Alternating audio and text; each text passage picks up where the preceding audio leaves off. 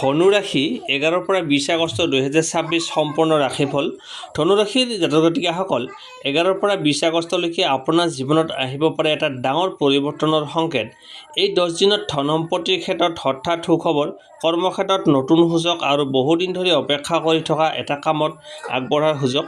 কিন্তু সাৱধান, এই সময়ছোৱাত এটা ভুল সিদ্ধান্তই লোকচান কৰাব পাৰে, বিশেষকৈ টকা পইচা আৰু সম্পৰ্কৰ ক্ষেত্ৰত। আৰু আটাইতকৈ গুৰুত্বপূৰ্ণ কথা, 11 পৰা 20 আগষ্টৰ ভিতৰত কোনটো দিন আপোনাৰ বাবে ভাগ্যশালী, কোন তাৰিখত পাব পাৰে ডাঙৰ সুখবৰ আৰু কোনটো ৰঙে আপোনাৰ ভাগ্য শক্তিশালী কৰিব পাৰে। ভিডিঅ'টো শেষলৈকে চাওক, কাৰণ শেষত কম ধনুৰাশিৰ বাবে বিশেষ শুভ সংখ্যা, শুভ তাৰিখ আৰু সহজ প্ৰতিকাৰ। প্ৰথমতে আহিছোঁ ধন সম্পত্তি। ধনুৰাশিৰ ব্যক্তিসকলৰ 11 পৰা 20 আগষ্টলৈকে ধন সম্পত্তিৰ ক্ষেত্ৰত সময়টো যথেষ্ট গুৰুত্বপূৰ্ণ হ'ব। যিসকলে বহুদিন ধৰি টকা অহাৰ অপেক্ষাত আছে, কোনো পে'মেণ্ট, বকেয়া ধন বা কোনো কামৰ পৰা লাভ আশা কৰি আছে, তেওঁলোকৰ বাবে এই সময়ছোৱা কিছু ইতিবাচক পৰিৱৰ্তনৰ সুযোগ থাকিব। বিশেষকৈ 11 পৰা 13 আগষ্টৰ ভিতৰত আগতে কৰা কোনো কামৰ ফল, বকেয়া পে'মেণ্ট বা আৰ্থিক খবৰ লাভ কৰাৰ সম্ভাৱনা থাকিব।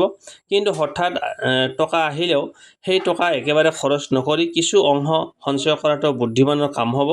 14 পৰা 16 আগষ্ট এই সময়ছোৱাত নতুন ইনকামৰ পথৰ পৰা কথা চিন্তা কৰিব পাৰে। চাকৰি কৰা লোকসকলৰ বাবে অতিৰিক্ত দায়িত্বৰ সৈতে ইনকাম বৃদ্ধি বা নতুন সুযোগৰ আলোচনা হ'ব। ব্যৱসায়ীসকলৰ ক্ষেত্ৰত নতুন গ্ৰাহক, নতুন অৰ্ডাৰ বা লাভজনক যোগাযোগৰ সুযোগ আহিব।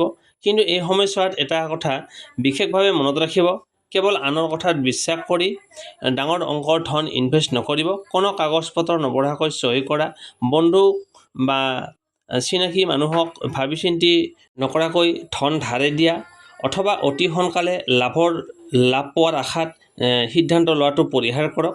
17 পৰা 20 আগষ্টৰ ভিতৰত ধন সম্পত্তিৰ ক্ষেত্ৰত কিছু স্থিৰতা অনুভৱ কৰিব পাৰে। যিসকলে সঞ্চয় আৰম্ভ কৰিব বিচাৰিছে, তেওঁলোকৰ বাবে এই সময়টো নতুন ফাইনেন্সিয়েল প্লান বনোৱাৰ বাবে ভাল সময় হ'ব। ঘৰৰ প্ৰয়োজনীয় বস্তু, সম্পত্তি বা ভৱিষ্যতৰ বাবে সঞ্চয়ৰ বিষয়ে গুৰুত্বপূৰ্ণ সিদ্ধান্ত ল'ব পাৰে। ধনুৰাশিৰ ব্যক্তিসকলৰ যিসকলে ব্যৱসায় কৰে, তেওঁলোকৰ লাভৰ লগতে খৰচৰ ওপৰতো নজৰ ৰাখিব লাগিব। বিক্ৰী বৃদ্ধি হ'লেও যদি অপ্ৰয়োজনীয় খৰচ বৃদ্ধি পায়, তেন্তে লাভ হাততেই নাথাকিব পাৰে।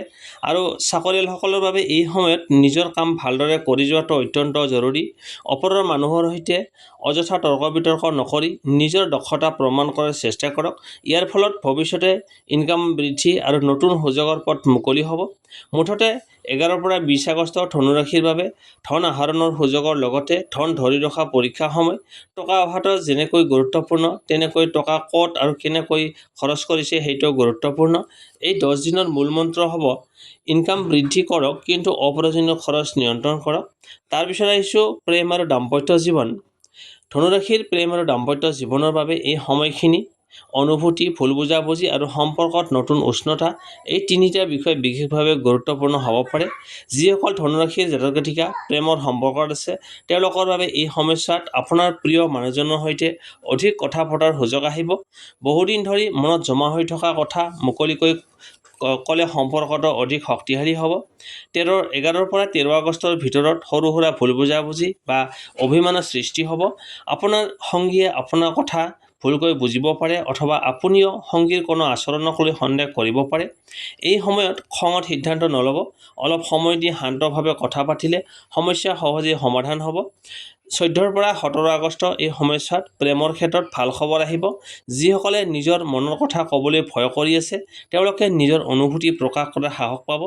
অবিবাহিত ধনুৰাশিৰ লোকৰ জীৱনলৈ নতুন কোনো ব্যক্তি অহাৰ সম্ভাৱনা থাকিব। বিশেষকৈ বন্ধু, সামাজিক যোগাযোগ বা কামৰ জৰিয়তে চিনাকি হোৱা কোনো ব্যক্তিৰ সৈতে ঘনিষ্ঠতা বৃদ্ধি পাব পাৰে। আনহাতে যিসকলৰ ইতিমধ্যে প্ৰেমৰ সম্পৰ্কত আছে, তেওঁলোকৰ মাজত ভৱিষ্যত সম্পৰ্কে গুৰুত্বপূৰ্ণ আলোচনা হ'ব পাৰে। বিয়া, পৰিয়াল অথবা একেলগে ভৱিষ্যত গঢ়াৰ বিষয়ে কথা উঠিব পাৰে। দাম্পত্য জীৱনত 11 পৰা 20 আগষ্ট এই সময়ছোৱাত স্বামী স্ত্ৰীৰ মাজত মৰম আৰু বুজাবুজি বৃদ্ধি কৰাৰ সুযোগ থাকিব। সংগীৰ পৰা মানসিক সমৰ্থন পাব পাৰে। একেলগে ক'ৰবালৈ যোৱা, ঘৰৰ কোনো কাম একেলগে কৰা বা অলপ সময় কেৱল দুয়োজনে কথা পাতি কটোৱাটোৱে সম্পৰ্কত ইতিবাচক প্ৰভাৱ পেলাব।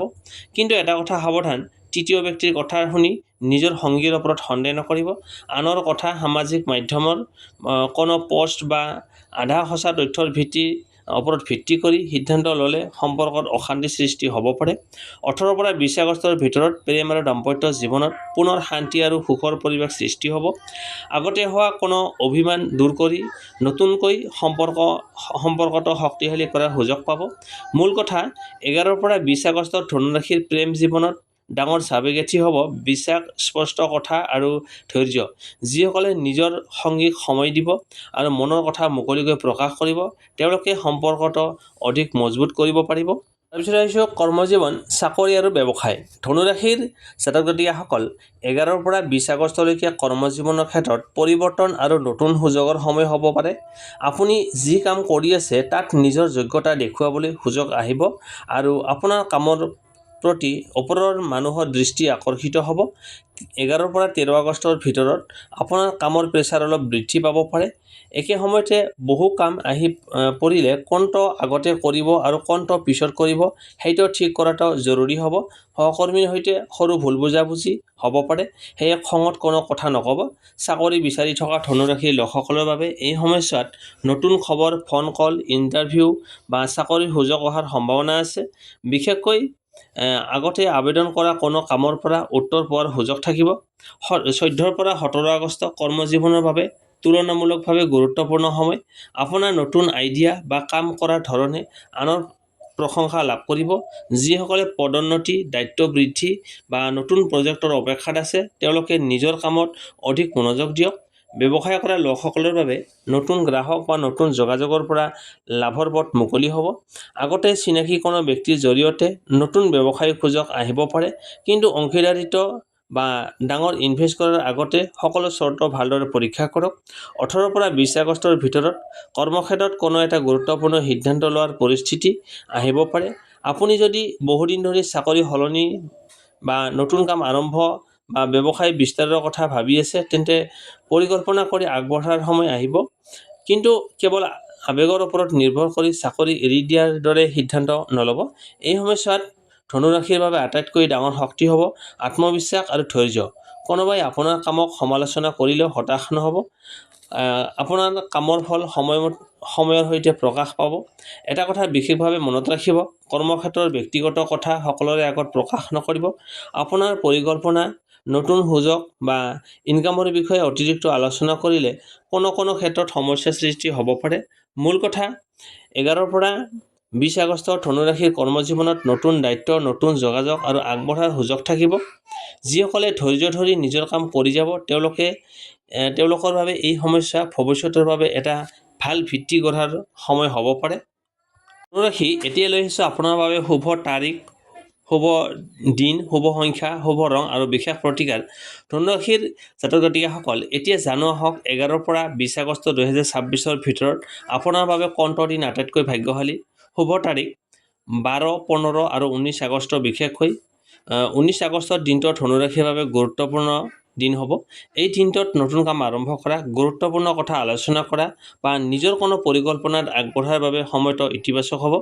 ডাঙৰ সুখবৰ পোৱাৰ সম্ভাৱ্য তাৰিখ 15 আৰু 19 আগষ্ট। এই তাৰিখবোৰত চাকৰি, ব্যৱসায়, টকা পইচা, কোনো পুৰণি কামৰ ফলাফল অথবা বহুদিন অপেক্ষা কৰি থকা কোনো খবৰৰ পৰা আনন্দ লাভ কৰিব পাৰে। শুভ সংখ্যা 3, 9 আৰু 19। এই সংখ্যাবোৰক এই সময়ছোৱাত ধনুৰাশিৰ বাবে শুভ সংখ্যা হিচাপে ব্যৱহাৰ কৰিব পাৰে। শুভ ৰং হৈছে হালধীয়া, কমলা আৰু পাতল সেউজীয়া। বিশেষকৈ গুৰুত্বপূৰ্ণ দিনত এই ৰঙৰ পোছাক বা কোনো সৰু বস্তু ব্যৱহাৰ কৰিলে আপোনাৰ মনোবল আৰু ইতিবাচক অনুভূতি বৃদ্ধি পাব পাৰে। সহজ প্ৰতিকাৰ, প্ৰতিদিনে পুৱা সূৰ্যক পানী অৰ্পণ কৰি নিজৰ মনৰ ইচ্ছা শান্তভাৱে প্ৰকাশ কৰক। বৃহস্পতিবাৰে হালধীয়া ৰঙৰ কোনো বস্তু দান কৰা, যেনে মচুৰ দাইল, হালধীয়া ফল বা হালধীয়া কাপোৰ শুভ বুলি মানিব পাৰি। লগতে কোনো দৰিদ্ৰ বা প্ৰয়োজনীয় ব্যক্তিক সাধ্য অনুসৰি সহায় কৰক। ধনুৰাশিৰ জাতক জাতিকাসকল যদি আপোনাৰ ৰাশি ধনু হয় তেন্তে 19 আগষ্টৰ দিনটো বিশেষভাৱে মনত ৰাখক। হয়তো এই সময়ছোৱাত আপুনি অপেক্ষা কৰি থকা কোনো এটা খবৰ আপোনাৰ মুখত হাঁহি আনিব পাৰে। ধনুৰাশিৰ জাতক জাতিকাসকল 11 পৰা 20 আগষ্ট 2026 এই ৰাশিফল যদি আপোনাৰ ভাল লাগিছে তেন্তে ভিডিঅ'টো লাইক কৰিবলৈ নাপাহৰিব। আপোনাৰ জীৱনত এই 10 দিনৰ ভিতৰত ধন, কৰ্মজীৱন, প্ৰেম বা কোনো ডাঙৰ সুখবৰ আহিব বুলি আপুনি ভাবেনে? তলৰ কমেণ্ট কৰি লিখক জয় গুৰু। ভিডিঅ'টো আপোনাৰ ধনুৰাশিৰ বন্ধু-বান্ধৱী আৰু পৰিয়ালৰ লোকসকলৰ সৈতে শ্বেয়াৰ কৰক। এনেধৰণৰ নিয়মীয়া ৰাশিফল পাই থাকিবলৈ আমাৰ চেনেলটো ছাবস্ক্ৰাইব কৰি কাষতে থকা বেল আইকনটো অন কৰি ৰাখক। পুনৰ লগ পাম নতুন ৰাশিফলৰ সৈতে। তেতিয়ালৈকে আপোনাৰ জীৱনত সুখ, শান্তি আৰু সমৃদ্ধিৰে ভৰি থাকক। ধন্যবাদ। জয় গুৰুদেৱ।